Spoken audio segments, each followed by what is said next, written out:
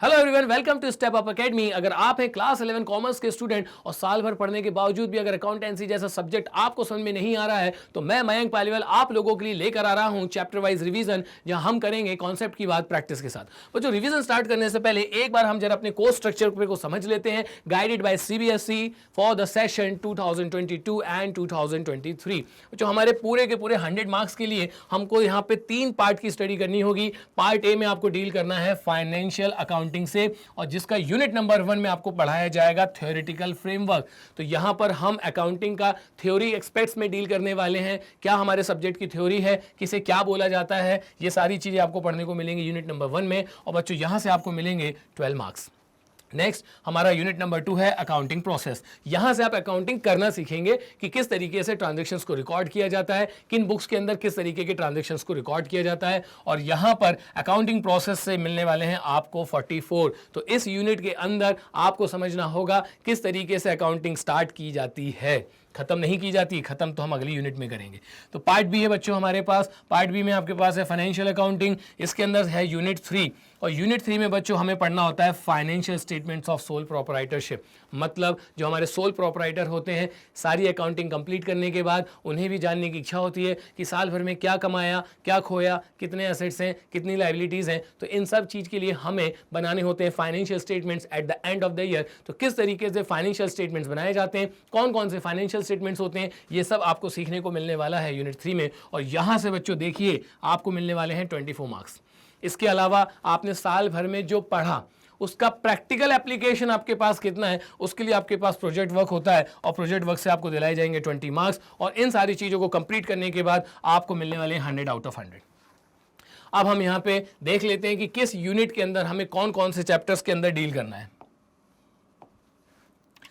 तो पहले आते हैं बच्चों हम लोग यूनिट 1। यूनिट 1 के अंदर हमको 3 चैप्टर कंप्लीट करने होंगे। पहला है आपका इंट्रोडक्शन टू अकाउंटिंग। तो अकाउंटिंग होती क्या है, उसके कैरेक्टरिस्टिक्स क्या होते हैं, एडवांटेजेस क्या होते हैं, डिसएडवांटेजेस क्या होते हैं, कितने टाइप से अकाउंटिंग की जाती है, ये सब आपको बताया जाएगा chapter number 1 introduction to accounting में। नेक्स्ट बच्चों हमारे पास होता है बेसिक अकाउंटिंग टर्म्स। किसी भी सब्जेक्ट को स्टार्ट करने से पहले उसके अंदर जो टर्मोलॉजीज होती है ना, उन टर्मोलॉजीज का नॉलेज होना बहुत जरूरी है। क्या एसेट्स होते हैं, क्या लायबिलिटीज़ होती हैं, हमारे जो एक्सपेंसेस होते हैं वो कितने टाइप के होते हैं, रेवेन्यू कितने टाइप की होती हैं, ये सारी चीज़ों का ज्ञान आपको मिलेगा चैप्टर नंबर 2 से, बेसिक अकाउंटिंग टर्म्स। और इसके बाद बच्चों हमारा चैप्टर नंबर 3 है, जहाँ पे है थ्योरी बेसिस ऑफ अकाउंटिंग। तो अकाउंटिंग एक जैसी हो इसके लिए कुछ प्रिंसिपल्स बनाए गए हैं। ये प्रिंसिपल्स आपको गाइड करते हैं कि कब कैसे किस वक्त पे कैसी अकाउंटिंग करनी है। ये आपको मिलेगा थ्योरी बेसिस ऑफ अकाउंटिंग से। और बच्चों यहाँ से हमको मिलेंगे टोटल 12 मार्क्स। लेकिन एक चीज बहुत अच्छे से याद रखिएगा कि किस चैप्टर का कितना वेटेज है। यहाँ पे इंडिविजुअली चैप्टर वाइज अब की बार मार्क्स अलॉट नहीं किए गए। इस पर्टिकुलर यूनिट में से 12 मार्क्स का आपको तैयारी करनी है। किस चैप्टर में से कितना आएगा ये तो आपके टीचर के ऊपर ही डिपेंड करेगा। नेक्स्ट चलते हैं बच्चों हम लोग यूनिट 2 की तरफ। यहां से हमें अकाउंटिंग स्टार्ट करनी होती है। यहां से आप सीखते हैं कि ट्रांजैक्शंस को कैसे रिकॉर्ड किया जाता है। ठीक है, तो सबसे पहले चैप्टर नंबर 4 में बेसिस ऑफ अकाउंटिंग। तो अकाउंटिंग करने के लिए बेटा हमारे पास अलग अलग अप्रोचेस हैं। कैश बेसिस ऑफ अकाउंटिंग है, अक्रूवल बेसिस ऑफ अकाउंटिंग है, हाइब्रिड बेसिस है हमारे पास। तो कब कैसी आपको अकाउंटिंग करनी है, कौन से बेस से अकाउंटिंग करनी है, ये आपको सिखाया जाएगा बेसिस ऑफ अकाउंटिंग में। नेक्स्ट है बच्चों हमारे पास अकाउंटिंग इक्वेशन। ये चैप्टर आपको बताएगा कि आपके पास जितने भी एसेट्स होते हैं वो हमेशा लायबिलिटीज के बराबर ही होते हैं। तो ये चीज हम लोग सीखने वाले हैं अकाउंटिंग इक्वेशन में। नेक्स्ट है बच्चों हमारे पास अकाउंटिंग प्रोसीजर्स। ट्रांजैक्शंस को रिकॉर्ड करने के लिए कुछ रूल्स बनाए गए हैं जिनको हम बोलते हैं rules of debit and credit. तो कब किस रूल के साथ डेबिट करना है, कब किस रूल के साथ क्रेडिट करना है, ये आपको सिखाया जाएगा अकाउंटिंग प्रोसीजर्स में। इसके बाद है बच्चों ओरिजिन ऑफ ट्रांजैक्शंस।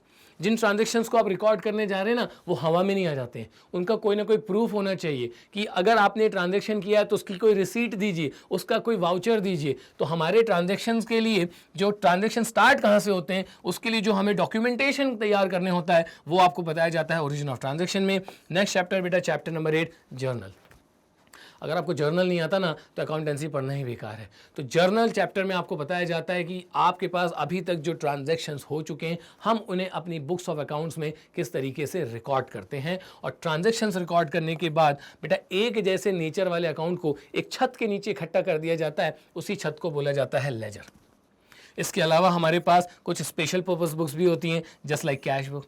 तो कैश बुक में आपको बताया जाएगा कि किस तरीके से कैश ट्रांजेक्शन्स को रिकॉर्ड किया जाता है और बैंकिंग ट्रांजेक्शन्स को रिकॉर्ड किया जाता है।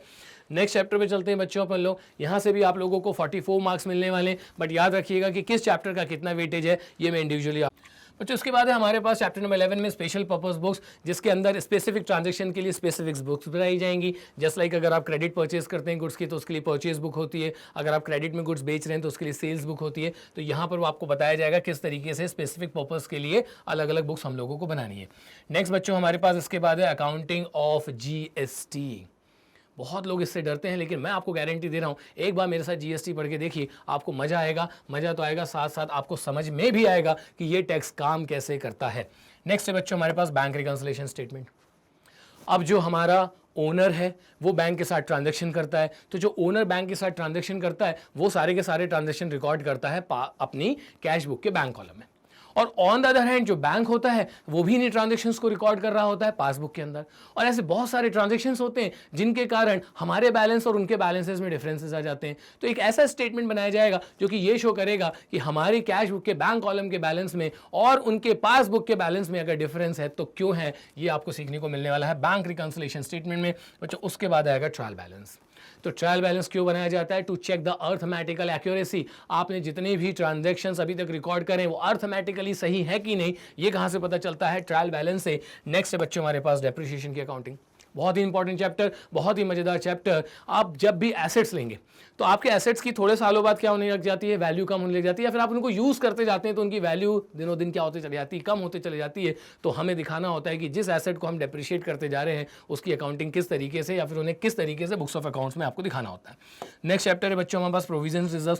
क्या होते हैं प्रोविजन, क्या होते हैं रिजर्व, कितने टाइप के रिजर्व होते हैं, ये सारी चीजें हमको सीखने को मिलेंगी प्रोविजन एंड रिजर्व में। और लास्ट में मेरा favourite chapter rectification of errors. बच्चों हर किसी से गलतियां होती हैं, तो हो सकता है हमसे भी अकाउंटिंग करते वक्त कुछ ना कुछ गलतियां हो जाएंगी, तो उन्हीं गलतियों को किस तरीके से सुधारा जाएगा ये आपको मिलने वाला है रेक्टिफिकेशन ऑफ एरर्स में। मुझे बहुत पसंद है। और फाइनली आते हैं बच्चों अब हम लोग यहां पर अपने financial statements of sole proprietorship. देखिए 24 मार्क्स और सिर्फ 2 चैप्टर, इतना आसान भी नहीं है कालिया। तो यहां पर आपको प्रिपेयर करेंगे फाइनेंशियल स्टेटमेंट्स, आपको बनाने होंगे सोल प्रोप्राइटर के। To know the profit and loss of the business आप यहां बनाना सीखते हैं trading and profit and loss account. And to know the financial position of the business, यहां पर आप बनाना सीखते हैं बैलेंस शीट। और अगर उसमें कुछ एडजस्टमेंट्स हो जाते हैं तो हमें इस चैप्टर के अंदर डील करना होगा कि उन एडजस्टमेंट्स को किस तरीके से रिकॉर्ड किया जाता है। लास्ट में बच्चों आ जाइए प्रोजेक्ट वर्क पे। प्रोजेक्ट वर्क में आपको यहाँ पे अपना प्रैक्टिकल नॉलेज दिखाना होगा कि हमने तो आपको साल भर में अकाउंटिंग करना सिखा दिए, अब आप एक्चुअल में अकाउंटिंग करके दिखाइए। तो यहाँ पे आपको फाइल प्रिपेयर करनी होगी, यहाँ पे बच्चों आपका एक रिटन टेस्ट भी होता है। आगे चलते हैं, यहाँ से आपको मिलने वाले हैं 20 मार्क्स। और फाइनली जब आप इन सब चीज़ों को कंप्लीट कर लेंगे तो आपको मिल सकते हैं 100 आउट ऑफ 100। ठीक बच्चों, तो इसी तरीके से प्रिपरेशन करने के लिए आप सभी लोग बच्चों हमारे चैनल स्टेप अप एकेडमी को लाइक करें, शेयर करें, सब्सक्राइब करें। जय हिंद।